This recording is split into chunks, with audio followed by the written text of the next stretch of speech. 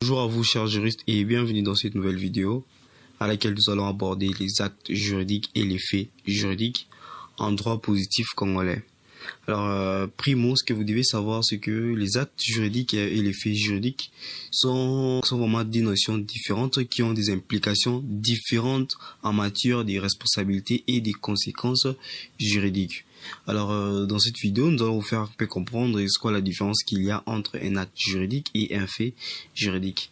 Alors, commençons par un acte juridique. C'est quoi un acte juridique ?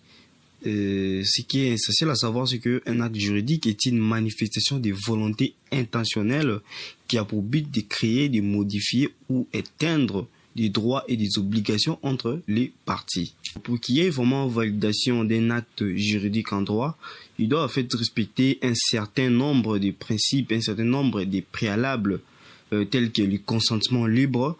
Les parties qui consent à poser un acte juridique, il doit y avoir d'abord premièrement le consentement et ensuite éclairer les parties, l'objet licite de l'acte et la capacité des parties à contracter. Alors, comme exemple, nous pouvons évoquer un contrat de vente.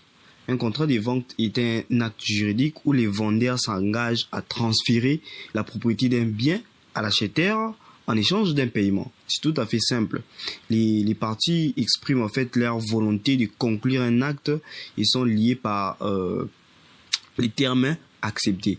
Donc, ce que vous devez comprendre par un acte juridique, c'est la volonté des deux parties à contracter un contrat. Donc, c'est un peu ça. Alors, deuxièmement, nous évoquons les faits juridiques. Alors, c'est quoi un fait juridique ?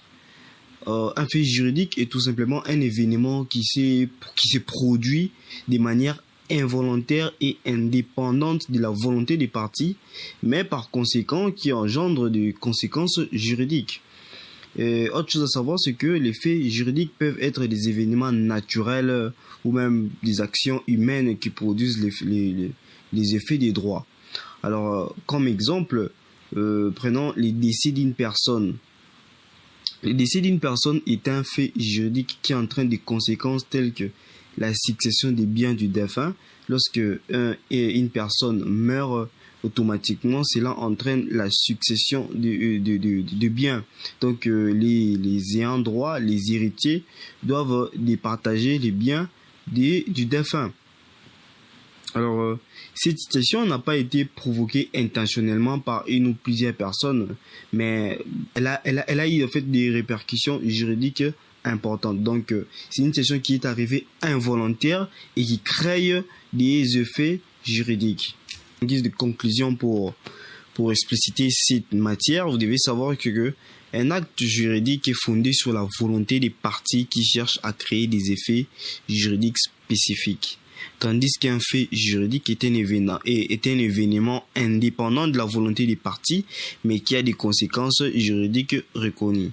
Alors, étant juriste, vous devez vraiment comprendre cette notion et je vous dis à très bientôt dans une prochaine vidéo.